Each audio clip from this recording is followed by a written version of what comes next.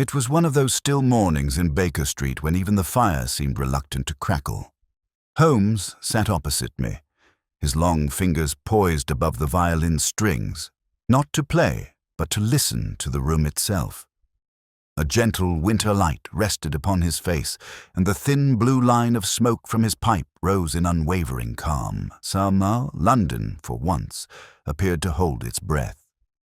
I had just resumed my notes on a recent case when Holmes murmured, "There are moments, Watson, when the world itself conspires to remain silent." I smiled. "Then you must count this one among your allies." He tilted his head. "Until the silence fractures." Before I could answer, there came a tremor, no louder than a sigh, as the small tumbler upon the mantelpiece quivered. The faintest ting brushed the air, like the ghost of struck crystal, yet no sound followed. My pen paused above the page. Holmes had already risen, his gaze fixed upon the window. "The second pane from the right," he said softly. A hairline crack gleamed across it, clean, perfect, and soundless. "No projectile, no pressure mark," I observed, moving closer. Holmes touched the glass. "Nor temperature variance. Curious." He turned, the violin bow still in his hand, as if to measure vibration. "There, Watson. Again." The air seemed to hum imperceptibly, a note beyond hearing but not beyond feeling. In that instant, a knock sounded below, firm and urgent, and Mrs. Hudson's voice floated upward, announcing a caller. Holmes's eyes brightened. Let us see what manner of visitor accompanies the unheard. Moments later, a pale gentleman in black entered, hat clasped tightly against his chest. "Mr. Holmes? Elias Carstairs of Bloomsbury. I beg your pardon for this intrusion." "You bring no intrusion, sir," Holmes replied. "You bring coincidence. Pray, be seated." The man obeyed, glancing nervously at the cracked pane. "It has happened here too," he whispered. "Indeed," said Holmes. "Then perhaps you should tell us where it began." Carstairs swallowed. "In my own house, 3 nights past. A Venetian mirror, centuries old. Each midnight it splits across the glass, silently. By morning the surface is whole again." Holmes leaned forward, fingertips pressed together. "A soundless fracture repeated with precision. Fascinating. You consulted a tradesman." "2 glaziers," said Carstairs. "Both declared the mirror flawless. Yet I saw the crack with my own eyes." "And tonight," Holmes murmured, "Baker Street repeats your phenomenon at the moment of your arrival." The visitor paled. "Then it follows me." "Or you follow it," Holmes said quietly. "Tell me, Mr. Carstairs, what preceded the first occurrence?" "A burial," he said faintly. "My brother's. We had quarreled over that very mirror." Holmes regarded him for a long moment, the pipe smoke coiling upward between them. "Objects, like men, may record injury. The question is, who taught the glass to listen?" The faint hum returned, brushing the air like the distant stroke of a tuning fork. Holmes set down the violin bow. "Pack your revolver, Watson. We shall examine this mirror before the next hour of silence begins." Outside, the city's noise resumed. A carriage, a hawker's cry, yet beneath it lingered that inaudible tremor, as though the glass of the world had already begun to crack. Holmes hailed the cab with a single lifted hand, his coat flaring slightly as the fog closed in around us. "Bloomsbury Square," he said to the driver, and then to me, "We must reach the Carstairs residence before the next silence renews itself. Every phenomenon has its rhythm, Watson, and I intend to listen before it repeats its refrain." Inside the hansom, the gas lamps flickered dimly through the misted glass, tracing our reflections in faint spectral outline. Carstairs sat between us, tense as drawn wire. "It will be midnight soon," he murmured. "That is when it happens." Holmes studied him. "You are precise about the hour. Tell me, did your brother die at that same stroke?" "Yes," said Carstairs, eyes fixed on the passing shadows. "The church bell was striking 12 as the last breath left him." Curious symmetry, Holmes murmured. Life ends with a sound, and the mirror begins without one. The hum returned, so soft I might have mistaken it for the vibration of the wheels. Yet Holmes leaned forward sharply, listening. "You heard it again, Watson." "I did. A kind of negative note." "Precisely. The absence of frequency where one ought to exist." He tapped the roof for the driver to stop. "Sound and silence are not opposites, but complements. Something in that house has learned to resonate in the void." We resumed our journey. By the time we reached Bloomsbury, the lamps had thinned into watery circles. Carstairs' house loomed narrow and tall, its windows dark but for a single glimmer on the second floor. A maid opened the door, startled at the late hour, but Carstairs brushed past her. Holmes and I followed without ceremony. "The library," Carstairs said hoarsely. "It always begins there." The room was lined with books that caught the light of the single lamp in their gilded spines. At the far end hung the mirror, a tall arched glass framed in dark walnut, reflecting the lamplight in perfect stillness. Its surface was flawless. Holmes approached it slowly, every step soundless on the thick carpet. "Remarkably clean," he murmured. "No dust, no smear, yet the air bears residue." I sniffed. "Ozone?" He nodded. "Precisely. The scent of discharged current. But see here." He crouched and pointed to the skirting board. These faint lines upon the wall, dark, uneven, as if from fine wire once pressed along the edge. "An electrical apparatus?" I asked. "Possibly removed, but recently." Carstairs twisted his hat between his hands. "I know nothing of that. My brother handled such matters." "Then perhaps his hand still does," said Holmes evenly. He motioned for the lamp to be extinguished. The maid obeyed, plunging the room into dim half-light from the street. The only sound was the steady tick of the mantel clock. Then, faint, unmistakable, the same fragile vibration trembled through the floorboards.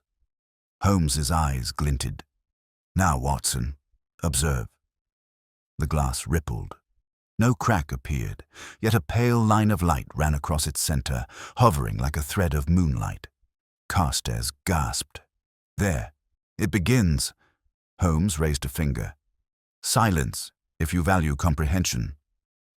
We watched as the line deepened, the glow fading until only the sense of movement remained. Then all was still again. No sound, no fracture, only that heavy absence pressing upon the ears. Holmes struck a match, relighting the lamp. "Extraordinary," he said softly. "A phenomenon of recurrence bound to time, silence, and reflection. 3 constants. Therefore, the cause must be mechanical, psychological, or moral." "Moral," I repeated. He smiled faintly. "You see only glass. I see confession." Carstairs sank into a chair. "Mr. Holmes, you cannot imagine what it is to live with that thing. Every night the same apparition, every morning nothing. My servants think me haunted." Holmes considered him. "A haunting of guilt, perhaps. Your brother's death was peaceful." The man shuddered. "He fell, the stairs, no witnesses. I told the inquest it was accident." Holmes's expression did not change, yet the air seemed sharper. "And you believe the mirror to be his reproof?" No, that is impossible." "Nothing is impossible," Holmes said, "only unexamined." He moved again to the mirror, running his fingers lightly along its wooden edge. "Watson, do you perceive this notch?" I leaned closer. "Yes, a small aperture." "Precisely where a filament could pass. The residue of resin suggests insulation. An electric current once ran behind this glass. Perhaps your late brother was conducting an experiment, one you interrupted." Carstairs rose, trembling. "You mean the mirror is not cursed, but contrived?" "Every curse is merely the misapprehension of science," Holmes replied. "But who removed the wires, you or another?" I had them taken out the day after his death. The housekeeper feared them." Holmes nodded. then what you see each night may be the ghost of an experiment still resonating, memory stored in glass. There are substances known to retain charge long after discharge. Combine that with the precise humidity of this house and the influence of your imagination. He stopped abruptly, eyes narrowing. From somewhere above came the faint ting again, the same note of nothingness. It descended the stairwell like a breath drawn backward. Holmes turned to me. That, Watson, was not the mirror. No? No, that was repetition from another source. He snatched the lamp and strode into the hall. Come. We climbed the narrow staircase. Each step creaked softly, but beneath it we heard that unnatural hum, now pulsing like a heartbeat. Holmes paused outside a locked door. Whose room? My brother's, said Carstairs. It has not been opened since the funeral. Holmes extended his hand. The key. Carstairs hesitated, then produced it from his chain. The lock turned with a reluctant click. The smell that issued forth was one of stillness and dust. Holmes stepped in first, holding the lamp high. The room was neat, untouched, save for the small writing desk against the wall on which rested a second mirror, smaller but of identical frame. Its surface bore a faint, luminous fissure, quivering, alive. Holmes bent closer. Duplicate craftsmanship, and, here we are. He tapped beneath the desk, revealing a coil of fine copper wire leading into the wall. Watson, your revolver to hand. We may be closer to the living than the dead. The air shivered, and the fissure in the mirror widened like a pupil catching light. Somewhere below, the mantel clock began to strike 12. The clock's final stroke quivered through the house like a drawn breath. Holmes moved first, the lamp throwing restless shadows along the wall. Watson, note the frequency. 1 vibration per second, diminishing in amplitude. I crouched beside him, feeling the faint tremor under my palm. A live current? Possibly residual, he murmured. But from what source? Carstairs stood in the doorway, the lamplight carving deep lines in his face. It was his workshop. My brother spent his nights here, claiming to pursue the study of resonance. I thought it folly. Holmes's eyes flickered toward the smaller mirror. Your brother may have discovered more than you imagined. He traced the copper wire until it disappeared into the plaster. Then, taking his penknife, he pried open a thin panel. A coil of fine copper emerged, cut, not corroded. Recent, he said, within the month. Carstairs' voice cracked. But he's been dead 3 weeks. Holmes smiled faintly. Then someone else continued his work. Watson, hand me the lamp. He leaned close to the wiring, studying it in silence. Ah, he breathed. See the discoloration here? A faint bluish tint. That is silver nitrate residue. This apparatus was designed to charge a photoelectric plate. The mirror, then, was part of an optical device. Perhaps a prototype of some recording mechanism. A machine that remembers light, I asked. Or memory itself, he said softly. Imagine a surface so sensitive it retains the echo of an image, an experiment halted by death and resumed by guilt. The hum deepened, a low vibration like the pluck of a cello string. Holmes set down the lamp. Stand back. We obeyed. The smaller mirror shimmered faintly, and for a fleeting instant, an image appeared, a blurred figure bending over a table. Carstairs gasped. My brother! The vision collapsed as swiftly as it had formed, leaving the glass dull once more. Holmes turned sharply to our host. Who has entered this room since his death? No one, Carstairs stammered. It has been locked. Yet dust gathers unevenly, Holmes countered. See here. The outline of a hand upon the desk, recent enough to leave the wood unstained. And the footprints, faint but visible, lead not from the door, but from the window. Someone climbs. Carstairs sank onto the bed, his composure breaking. Then I am not haunted by him, but by the living. Perhaps by both, Holmes said evenly. The living often carry the dead on their shoulders. The motif pulsed again, a subtle resonance passing through the window frame. Holmes raised the lamp, inspecting the sill. Scratches from a metal hook, he observed. Our nocturnal visitor uses a grapnel to ascend. Watson, examine the courtyard below when we depart. I expect you'll find rope marks upon the drain pipe. He turned back to the mirror, his tone sharpening. Mr. Carstairs, your brother's experiments were conducted for profit, I assume. Yes, came the halting reply. He believed he could transmit an image at distance through reflected light, what he called silent photography. He sought investors. And you quarreled over it? Carstairs' hands clenched. He accused me of betrayal. I merely wished him to rest, not destroy himself in obsession. Holmes's eyes gleamed. A noble intention, if true, but guilt, Watson, is a most inventive engineer. It constructs phantoms when evidence fails. He moved to the window and peered into the fog. Someone has tampered with the apparatus since his death, reproducing the image at will. Perhaps to frighten Mr. Carstairs, perhaps to retrieve unfinished work. The hum we hear is the residue of that tampering. I frowned. But to what end? Ah, that, Holmes said, tapping his temple, is the melody yet unresolved. The clock below began to chime the quarter hour, its sound oddly muffled. Holmes froze, listening. Do you note it, Watson?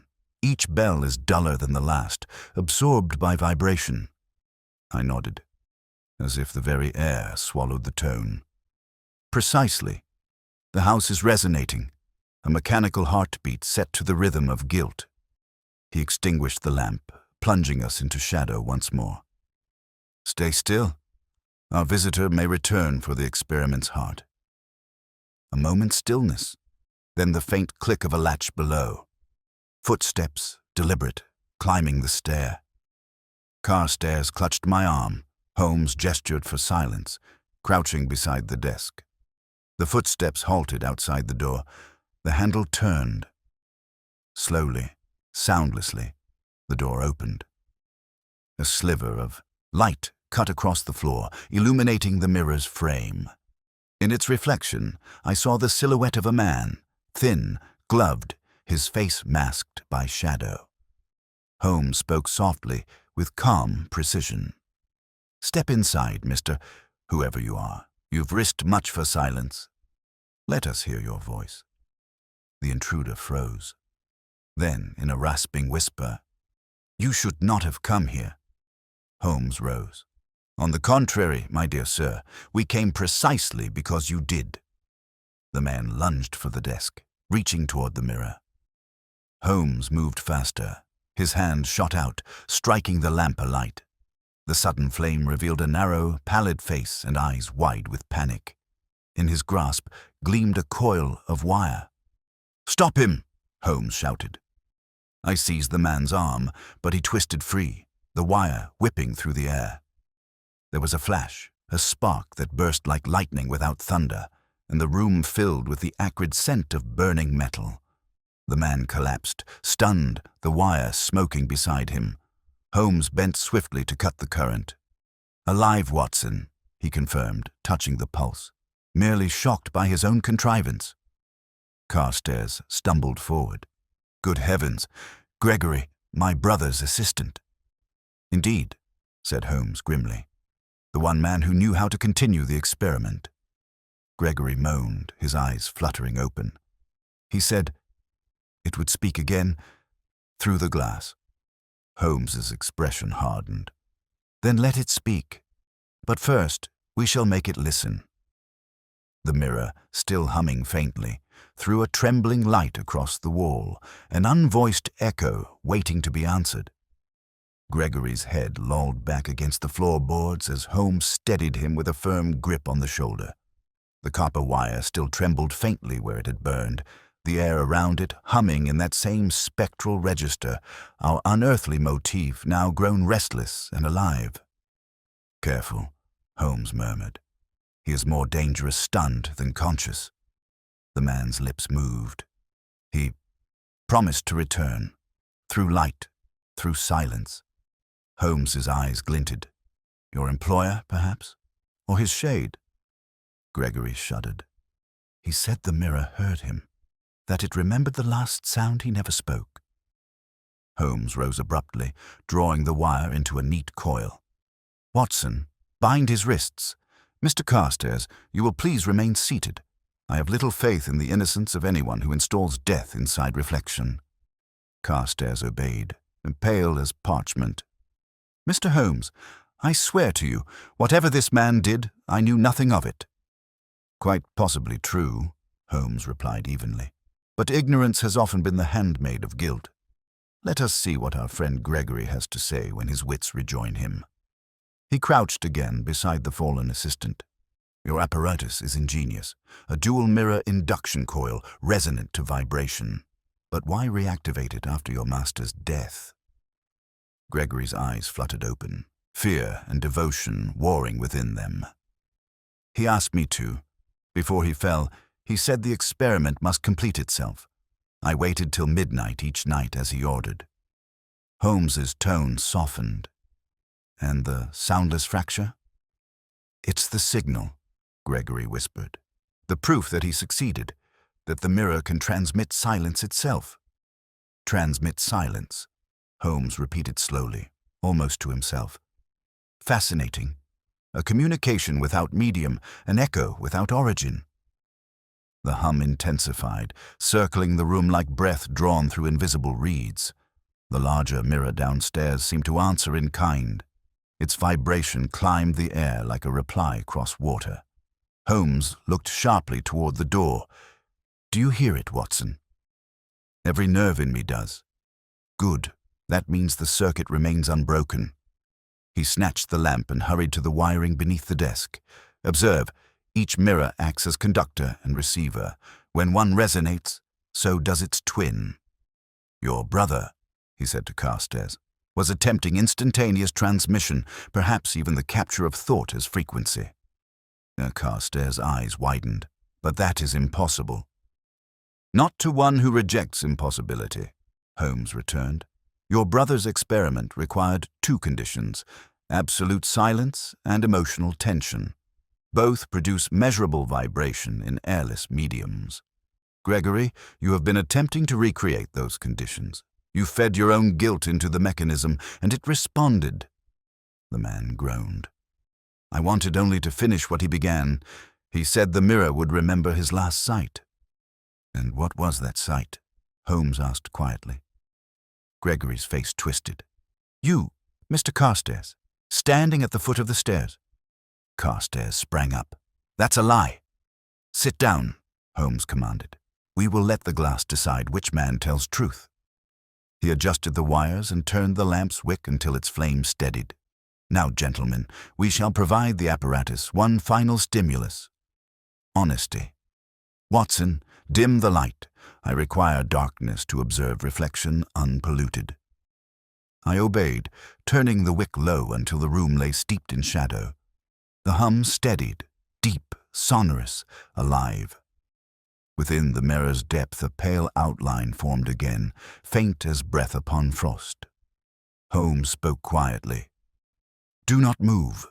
The mirror now holds residual imagery from the last moment of activation.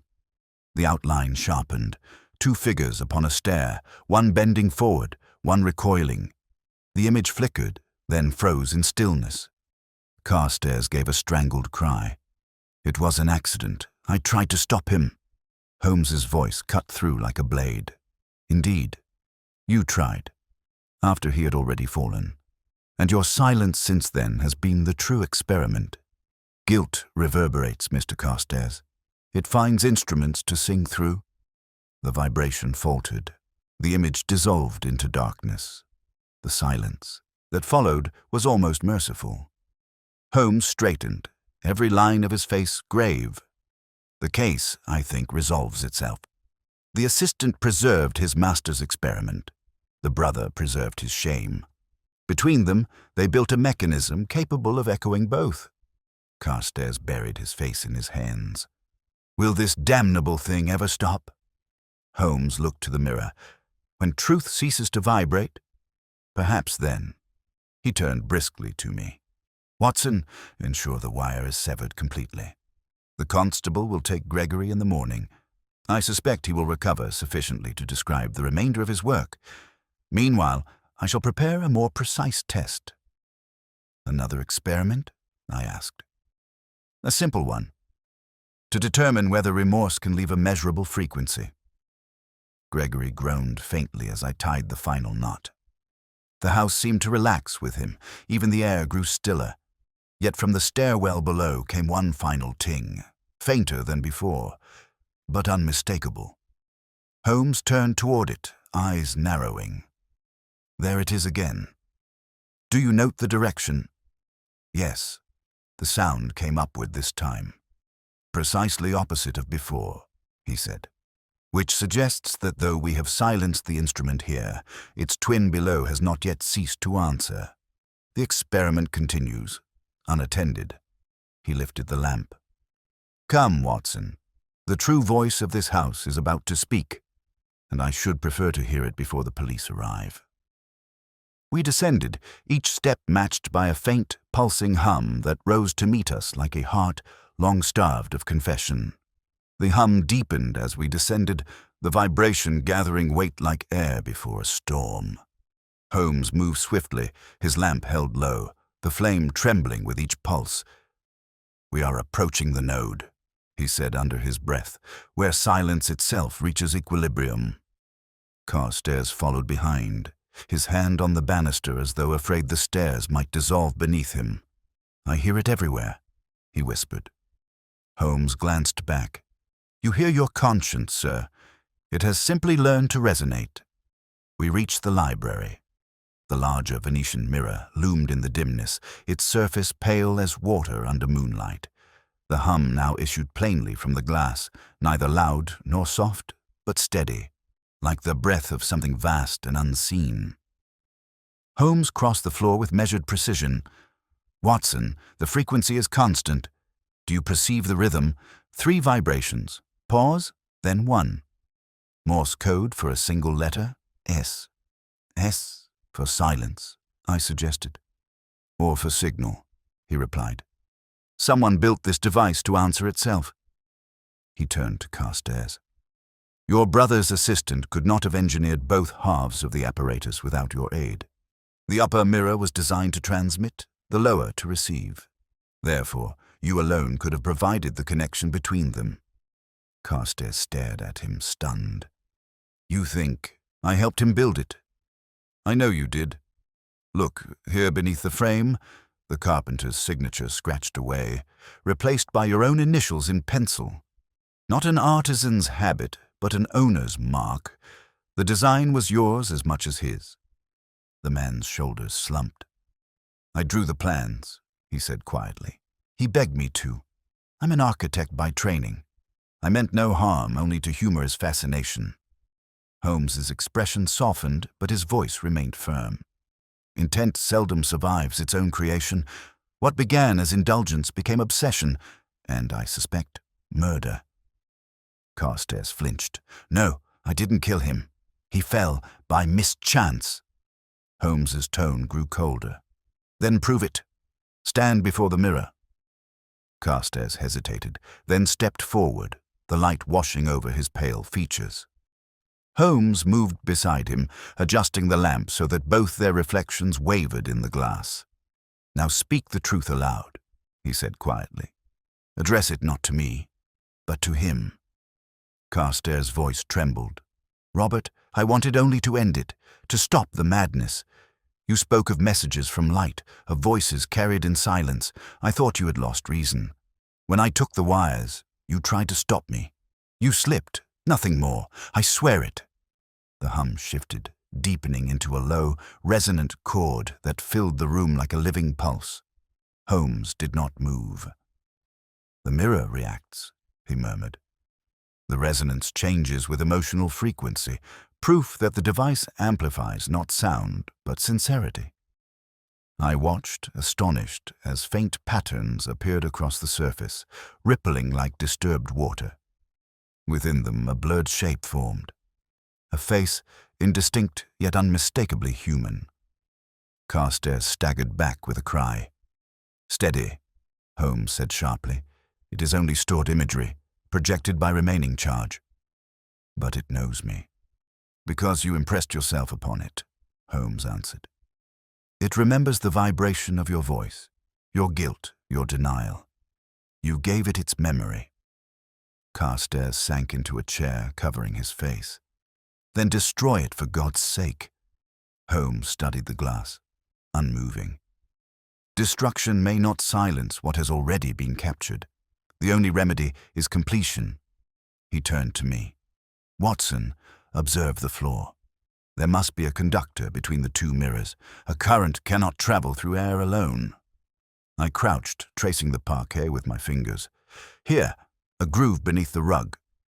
I lifted a corner to reveal a narrow brass channel leading toward the wall. "Exactly," Holmes said. "The circuit runs through the structure itself. The entire house is the instrument." The vibration now pulsed beneath our feet. Each beat a heartbeat of remorse. Holmes looked grave. "If the resonance intensifies unchecked, it may collapse the mirror. Or worse." "Worse," I repeated. "The energy may discharge violently. Silence, Watson, can be explosive when compressed." He drew a small tuning fork from his pocket and struck it gently against the desk. The clear tone sang above the deeper hum, and instantly the mirror responded. The reflection quivered, colors blooming faintly within the silver. Holmes's eyes brightened. "Ah, it is attuned to sympathetic frequency. Watch closely." The image in the glass resolved for a fleeting instant. Two men upon the staircase again, frozen in the struggle of that fatal moment. The echo of impact trembled through the room. Carstairs groaned aloud. "Enough! I cannot bear it." Holmes's voice cut cleanly through the noise. "You will bear it until it stops itself." He adjusted the tuning fork again, lower this time, and the vibration began to fade. The image dissolved, the hum thinning to a whisper. "There," Holmes breathed. The resonance exhausted itself through admission, a confession absorbed, not spoken. Carstairs looked up, dazed. "Then it is over." "For the mirror, yes," said Holmes. "For you, not entirely. The law may demand its own frequency of truth." He turned to me, replacing the tuning fork in his pocket. "Watson, record this observation. Guilt can sustain mechanical vibration beyond the limits of electrical discharge. It is, in essence, an emotional current measurable through silence." I could not help a shiver. "You make remorse sound like physics." Holmes smiled faintly. "Everything is physics, my dear fellow. Some laws are merely less polite." The house fell quiet at last. The lamp flickered. The air no longer trembled. Holmes bent once more toward the glass, his voice almost tender. "And now, sir," he said softly to the absent inventor, "your experiment is concluded." The silence that followed was pure and still, until from somewhere in the darkness above there came a single crystalline ting, sharper than before and impossibly clear, as though one last fragment of the unseen mechanism had awakened to listen again. Holmes's eyes lifted. "Watson, did you hear it?" "Yes," I said quietly. The silence has learned to speak once more. Holmes's head turned sharply toward the ceiling, his expression tightening to that keen alertness I had come to recognize as the threshold of revelation. "It came from above," he said. "The upper chamber answers again, though we have severed the connection." Carstairs rose unsteadily. "You said the current was broken." "I said the wire was cut," Holmes replied. "Not that the bond was broken. The human element remains. The echo finds its host." He seized the lamp. "Come, Watson. If there remains a third frequency in this house, we must locate its conductor before it finds us." We climbed the stairs once more, the boards murmuring underfoot with that faint, rhythmic vibration. The same unnatural pulse that had haunted the night from the start. At the landing, the air itself seemed to quiver, a subtle oscillation brushing the skin. Holmes paused, eyes half closed, listening not with his ears, but with his entire frame. "Note the cadence," he murmured. "It mimics respiration. The house breathes with him still." "With the brother?" I whispered. "With whatever remains of him," Holmes said. "Let us prove whether memory alone can produce sound." We entered the workshop again. The smaller mirror stood dark, its surface dull as stone. Gregory, bound to the chair, stirred weakly, eyes flicking toward the instrument. "It's calling," he muttered. "You stopped the voice, but it calls for him." Holmes faced him sharply. "For whom?"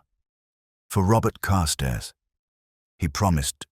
He said the mirror would keep him alive." Holmes's brows knit. "Alive? Perhaps not. But preserved, that I can believe. Watson, strike a match." The flame illuminated the desk. The coil of wire still lay blackened, yet Holmes's gaze fixed upon a small metal box, half hidden behind the apparatus. "A storage cell," he said quietly. "Lead casing, copper terminals, primitive, but serviceable. The current may have persisted through this accumulator. The energy we felt below was its final discharge." He touched the metal gingerly. It was warm. "Still active. Fascinating." I frowned. "But if the current is spent, why does the sound continue?" "Because the mirror is not our only resonator," Holmes replied. "There is something else here, something capable of holding vibration long after stimulus." His eyes swept the room. Then, without warning, he turned toward the far corner where a draped easel leaned against the wall. With a swift motion, he pulled away the cloth. A second glass, smaller still but perfectly round, gleamed back at us. Carstairs gave a strangled cry. "His final prototype!" Holmes nodded. "And the heart of the phenomenon. A circular resonator, ideal for sustaining standing waves. Observe the faint oscillation within. Even dead glass can remember the hand that shaped it." He leaned closer, his breath fogging the surface. The fog trembled, not as a reflection of his movement, but as if stirred from within. The motif returned, crystalline and low, swelling until the air seemed to vibrate through bone. Gregory whimpered. "He's coming through again." Holmes turned. "Not he, Gregory. It. You created the means by which light stores motion. This is not your master's spirit. It is the impression of his death replaying itself through matter." Carstairs stared in horror. "Then that sound is the fall," Holmes finished. "The moment of impact imprinted on air and silver. You and this poor fool have been listening to the last second of a man's life repeating endlessly." For a heartbeat, no one spoke. The hum swelled, then faltered, as if embarrassed by its own confession. Holmes's gaze softened. To silence such an echo, one must finish the sentence it never completed.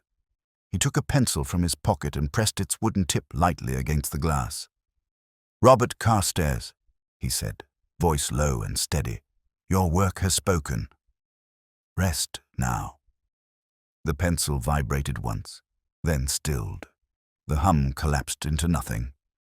Holmes exhaled slowly, as if releasing the air the house itself had been holding. "There," he said softly. "It ends when acknowledged. Even an echo requires an audience." Carstairs gripped the back of a chair, trembling. "You mean he was trapped in his own experiment?" "Not trapped," Holmes replied, "merely recorded, the first victim of his own invention." Gregory's voice was a whisper. "Then all we heard every night was his death replayed." Holmes regarded him coldly. "And your guilt for perpetuating it. You built a shrine to repetition, Mr. Gregory, and called it science." The man began to sob quietly, his hands twisting against the rope. I wanted to finish what he started. "I thought if I could make it speak again." "You did," Holmes interrupted. "Only too well. He turned to Carstairs, his tone softening. "You have seen what your brother achieved. You must now ensure no other mind repeats his mistake. The human heart cannot bear the acoustics of remorse amplified by invention." Holmes stooped, detached the battery's wire, and wrapped it around the small mirror. "Watson, open the window." Cold night air rushed in, carrying with it the distant sound of hooves. Holmes lifted the mirror once, as though in salute, then let it drop cleanly into the courtyard below. The glass struck stone with a single, clear note. Bright, final, and gone. He straightened. Thus ends the last vibration. The silence that followed was heavy, yet clean, the kind that follows absolution. I looked toward him. "You think it truly finished?" "For tonight," he said. "But every discovery leaves its residue. I suspect the age of soundless transmission will not sleep long." Carstairs covered his face, and for the first time since the night began, there was no hum, only the faint hiss of cooling metal. Then, faintly, from the courtyard where the glass had shattered, a second tone rose, a perfect echo of the first, sustained impossibly long. Holmes's eyes met mine. "Do you hear it, Watson?" "Yes," I whispered. "The echo remains." Holmes stood perfectly still, his face turned toward the window as the echo lingered, a single, sustained tone that neither decayed nor strengthened. It was unnatural, defying every law of sound. "Extraordinary," he breathed. "The resonance continues despite the destruction of its source. Do you note it, Watson? A pure, unwavering frequency." "I hear it," I said, straining against the silence around it. "But how can it persist without the glass?" "That, my dear fellow," Holmes murmured, "is the very heart of the riddle. A vibration detached from matter, guilt made audible. Someone or something continues to sustain it." Carstairs staggered forward, pale as the fog outside. "It's him," he whispered. "Robert will not stop until I... Holmes turned sharply. "Until you what?" Carstairs' lips quivered. "Confess." Holmes's voice was gentle but precise. "Then do so, sir. For your own sake, and perhaps for the peace of the dead." The man's hands trembled. "I tried to end the experiment, but he wouldn't stop. We argued. I struck the wire from his hand. There was a flash, and he fell. The current passed through him, not by design, but by chance. I stood over him, unable to move. The sound I heard that night, the crack, it was the same as this." Holmes's eyes softened. "And you buried that sound within the house itself. It became the foundation of your remorse." The tone wavered, faltered, and began to fade. Holmes raised a finger. "Observe, Watson. Emotional discharge directly influences frequency. The confession dampens the wave." "It's as if the house exhales," I murmured. Holmes nodded. "Exactly. Every structure retains the memory of its tension, be it wood or conscience." Gregory, still bound to his chair, lifted his head weakly. "Then it's over." Holmes's reply was grave. "Over? My good man, you have built an engine that captures silence. It will take the world decades to understand what you have done. The echo may fade from these walls, but it will return elsewhere through subtler means. What mankind invents to remember truth, it will use to preserve its lies." Carstairs sank to his knees, burying his face in his hands. The sound diminished further, the frequency thinning into something almost inaudible, a whisper of air through a keyhole. Then, as if ashamed of its own persistence, it vanished. Holmes turned briskly toward me. "Watson, the time is 2:40. We have less than an hour before dawn. The constable should be summoned. Mr. Gregory will require medical supervision before questioning." Carstairs looked up suddenly. "Holmes, listen." From outside came a faint, rhythmic tapping. 3 beats, then 1, the same pattern as before. Holmes's eyes sharpened. The signal repeats, yet not from below. This time it originates from the courtyard itself. He crossed to the open window and leaned out into the fog. The street lamps burned dimly beyond, halos of gas and mist. "Someone moves down there," he said. "Watson, bring the lantern." I joined him, holding the light high. Beneath us lay the shattered fragments of the small mirror, scattered across the stones. Between the shards, something flickered, a faint blue spark pulsing intermittently. Holmes drew a sharp breath. The cell remains active.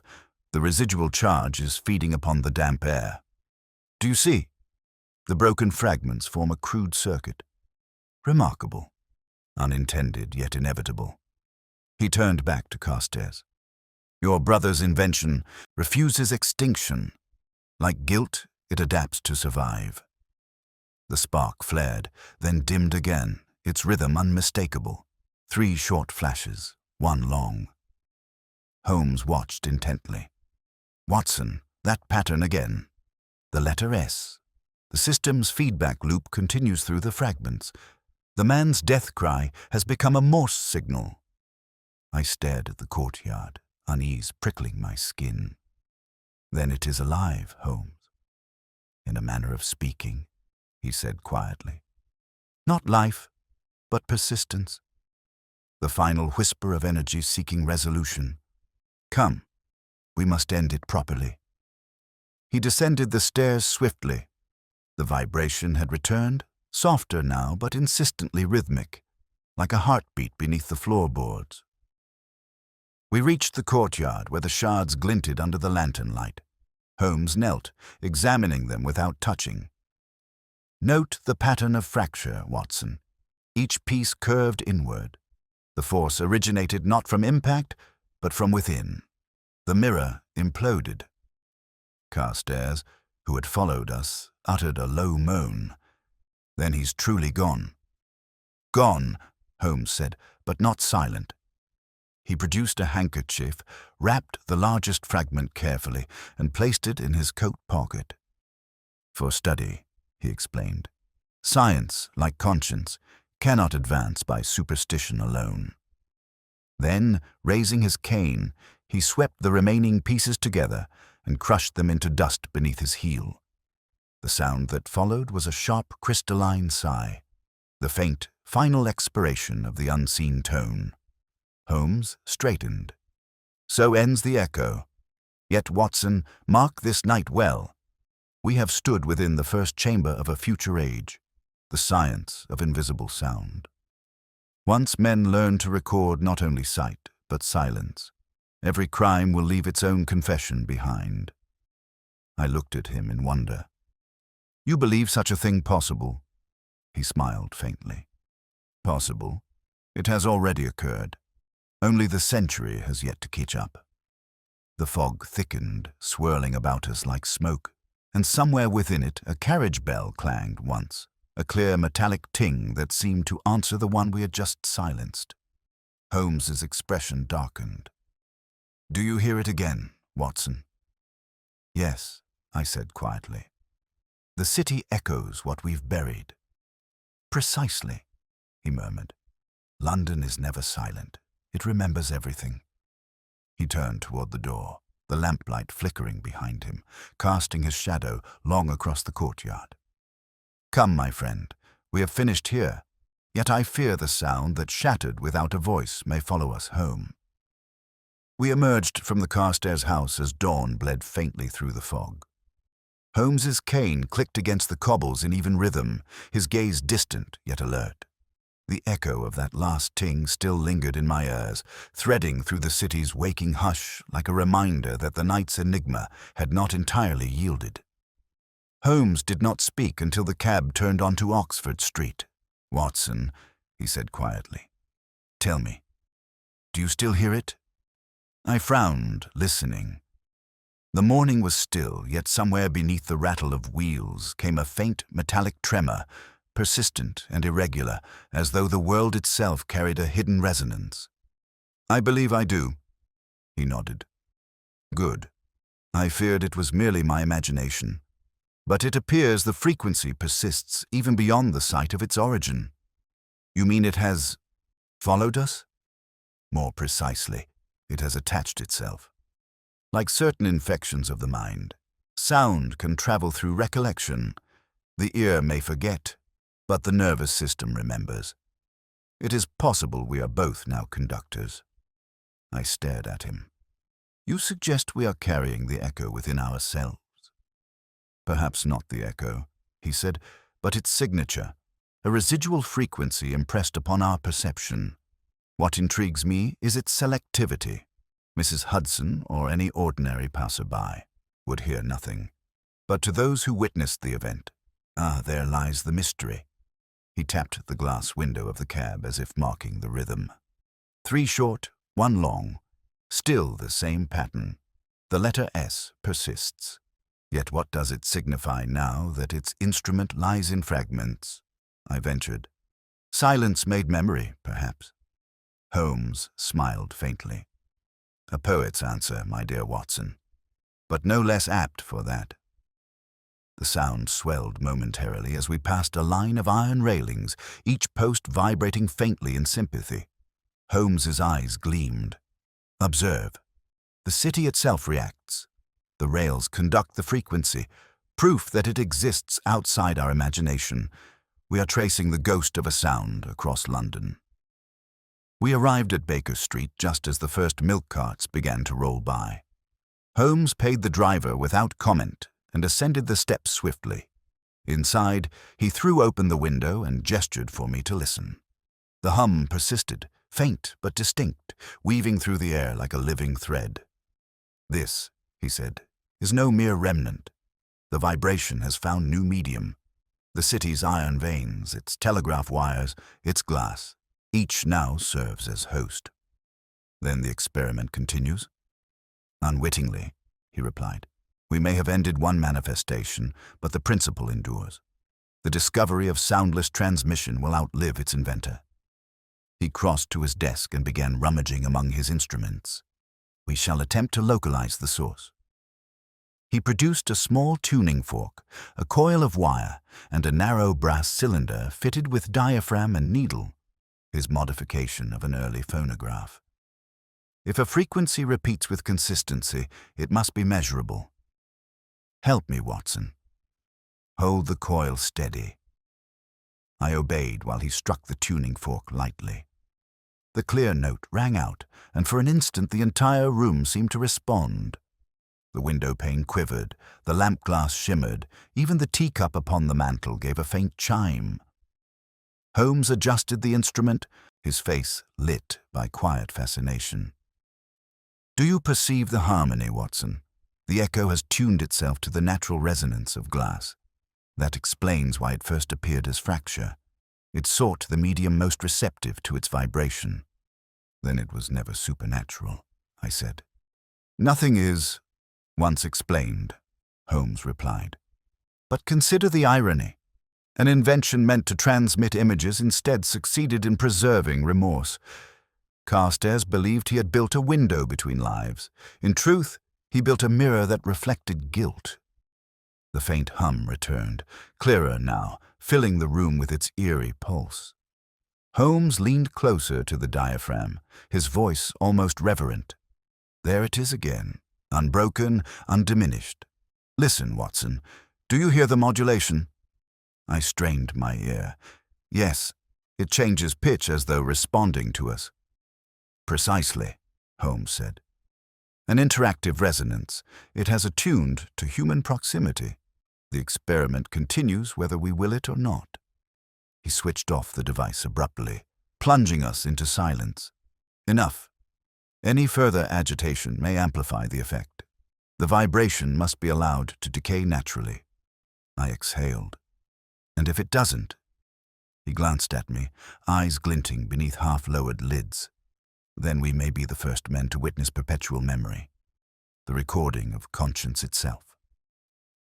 For a while, neither of us spoke. The clock ticked gently on the mantel, its rhythm eerily close to the vanished hum. I felt an irrational urge to cover my ears, as though silence itself had become suspect. Holmes poured 2 cups of tea, his movements precise, almost ceremonial. A curious case, Watson.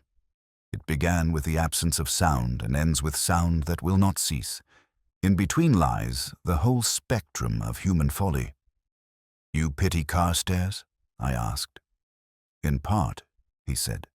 "He sought to preserve his brother's work and succeeded only in preserving his brother's death. His error was the most human of all, confusing invention with redemption." He seated himself, the lamplight catching the faint wisp of steam from his cup. "Mark me, Watson. The next century will concern itself not with what men see or hear, but what they can record of their own guilt.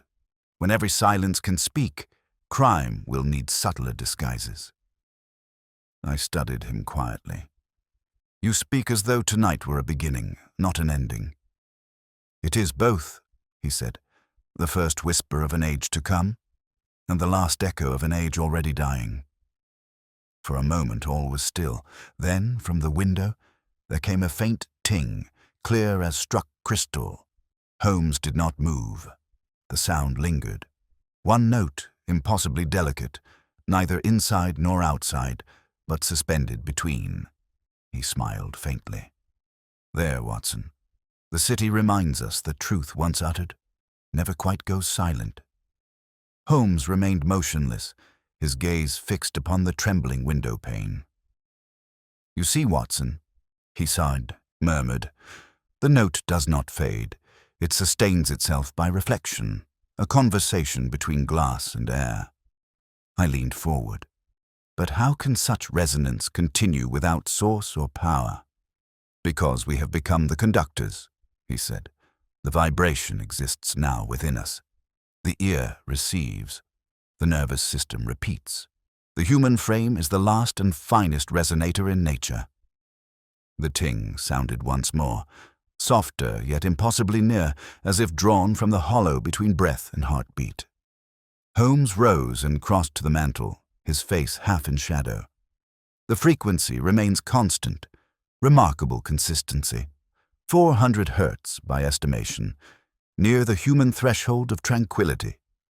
Perhaps that explains its persistence. It calms the mind even as it unsettles the nerves." He struck the tuning fork again.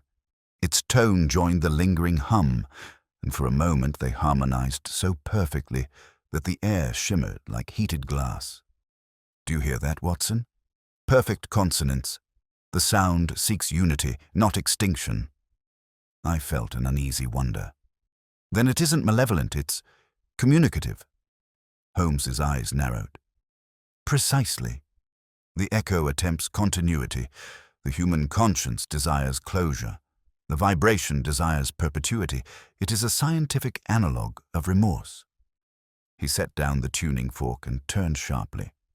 "Watson, describe your sensations since we left Bloomsbury." I hesitated. "A faint ringing, yes, but also a heaviness, as if my own heartbeat had acquired a metallic pulse." "Excellent," he said. "You confirmed the theory. The phenomenon induces sympathetic vibration in those exposed to its original environment. We are, in effect, living record cylinders, each heartbeat reproducing the stored tone." I could not suppress a shiver. "Then what becomes of us if it fails to fade?" "Nothing immediate," Holmes replied, pouring himself a measure of brandy, "though one wonders whether conscience itself might one day be measurable in decibels." He sipped, his tone reflective. "Do you recall, Watson, that Carstairs claimed the mirror fractured each midnight? He misread repetition as haunting, when in fact it was mere recurrence of the human pulse. The experiment amplified his own guilt until he mistook it for his brother's voice. Then his torment was internal all along?" "Entirely. The external phenomena, cracks, vibrations, apparitions, were merely the architecture of conscience externalized. The true medium was his mind." I watched the faint tremor in the lamp flame, feeling the hum settle through the air once more. "Then, Holmes," I said slowly, "if guilt can manifest through vibration, could remorse ever erase it?" He smiled faintly. "You approach the philosophical again, Watson, but not without merit. Every sound ends in silence. Yet silence itself may be but another form of resonance, too subtle for hearing. Thus, remorse never ends. It merely changes register. He set down his glass, the rim striking the table with a faint chime. Instantly the sound was echoed, once, twice, from somewhere unseen. Holmes froze. Ah, there lies our final enigma. The echo persists, but not by accident. He crossed swiftly to the corner cabinet where stood his experimental apparatus. Tuning coils, vacuum tubes, a small galvanometer. I installed this some weeks ago for unrelated study. Observe. He connected 2 terminals with a length of copper wire and adjusted the dial. The needle twitched violently. "The vibration is measurable," I exclaimed. "Indeed, it registers as electrical oscillation, an airborne current, weak but steady. The city's telegraph wires may be transmitting it even now." "Then the sound is traveling," he finished grimly. "A contagion of resonance spreading through conductive matter. What began as remorse in one man may soon hum across London's entire skeleton of iron and glass." I stared at him in disbelief. "You mean the whole city might hear it?" "Not hear. Feel," Holmes said. "Most will never know it, but their moods, their tempers, their dreams may subtly alter. A vibration of conscience running beneath daily life. It is poetic justice, Watson, that guilt should become epidemic." He turned down the dial. The needle steadied. "The effect will decay naturally within days, perhaps hours. Yet imagine its implications. If one could store such a resonance intentionally, London itself could one day whisper the truth of every crime committed within her walls." "Holmes," I said quietly, "you speak as though you fear such a future." "I do," he replied. "Truth, once mechanized, loses mercy." The hum shifted again, lower now, mournful. The gas flame guttered. Holmes looked toward the window where early light pressed faintly through the fog. "Dawn approaches. The city resumes its ordinary noise. That may be our salvation. Greater vibrations will absorb the lesser." He moved to the window and rested his hand upon the cold glass. "Listen. The carriages, the footfalls, the cry of the milkman. London reasserts itself.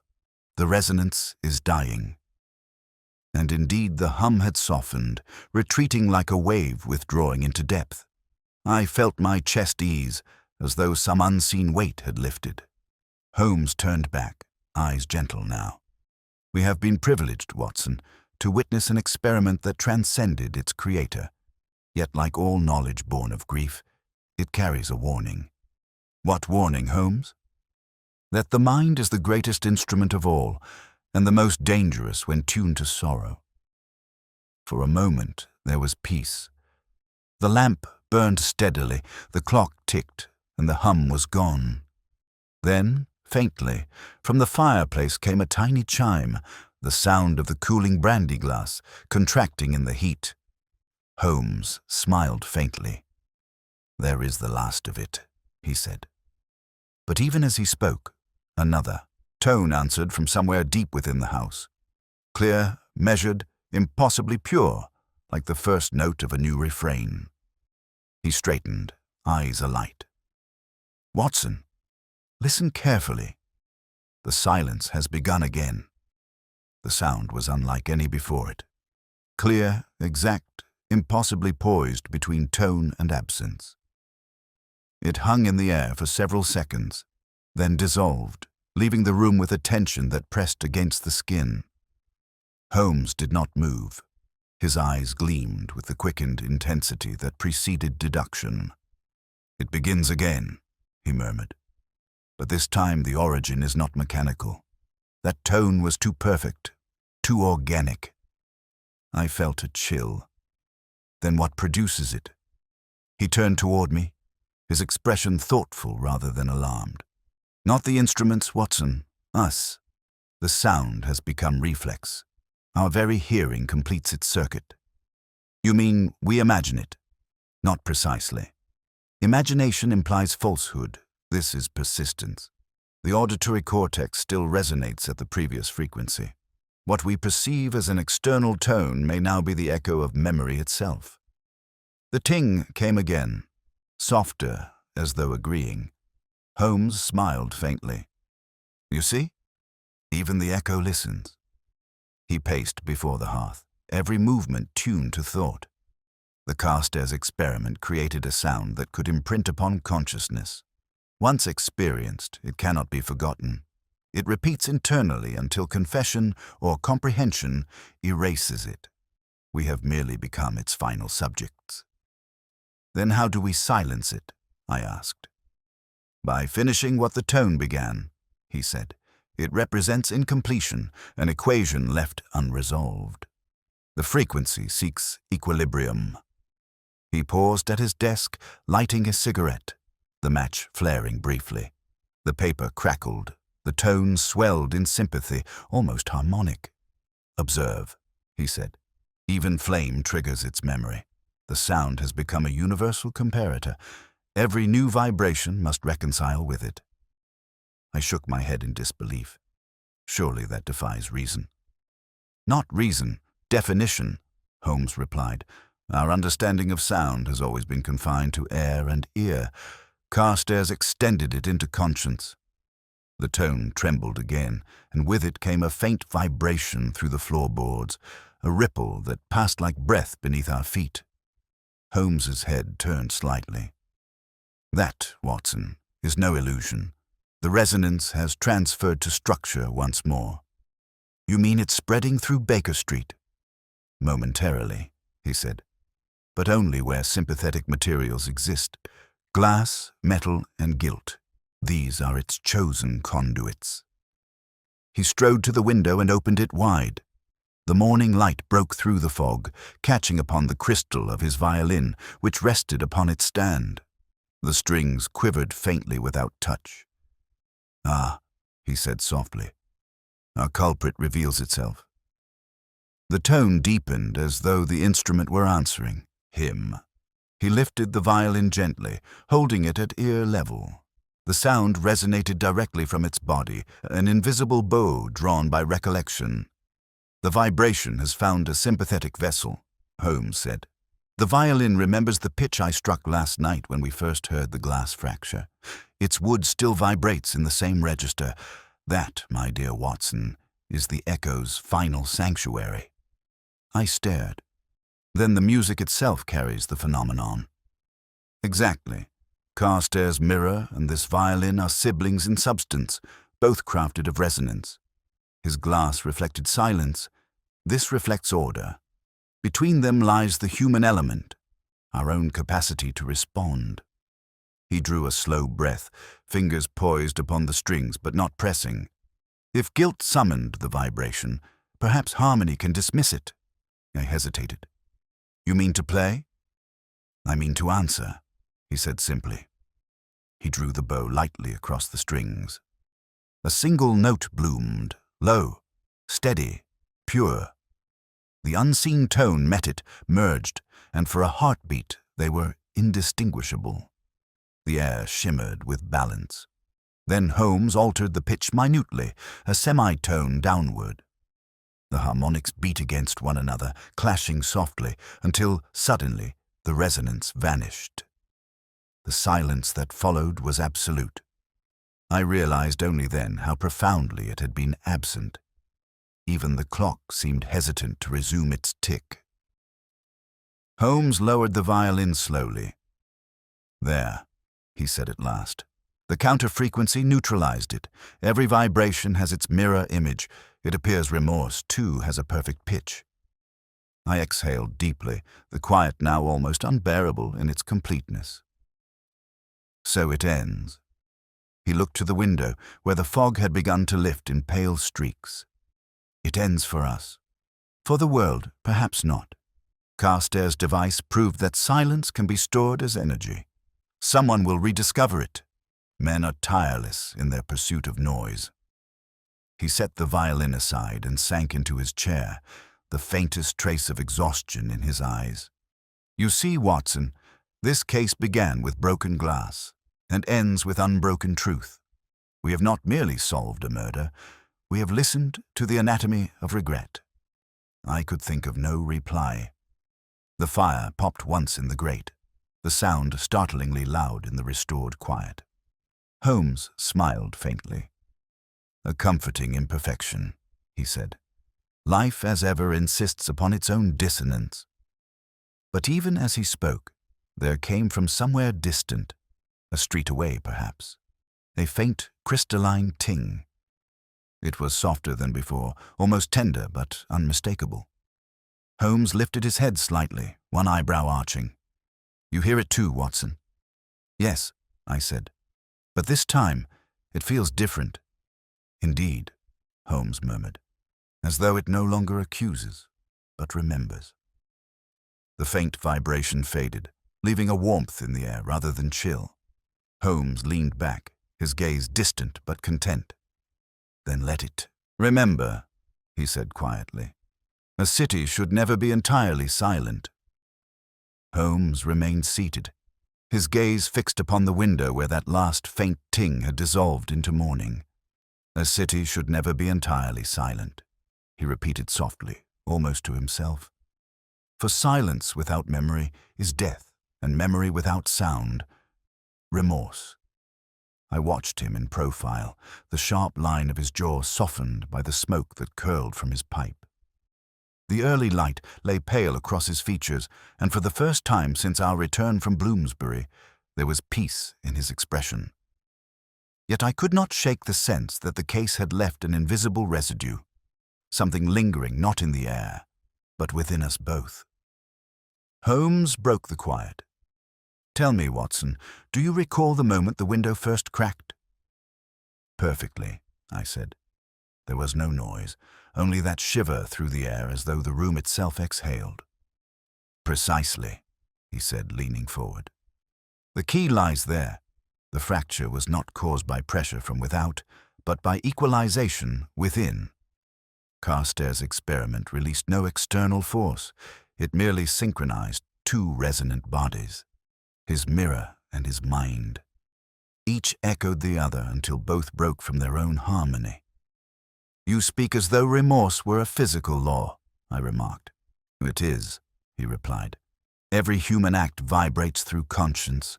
Most die unheard, lost among daily noise. But occasionally one finds the perfect medium, a material, a moment that amplifies it.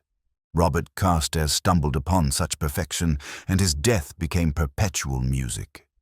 He rose and crossed to the window, resting his fingertips against the glass. "Do you feel that, Watson? Barely perceptible, yet constant. A tremor beneath the fingertips."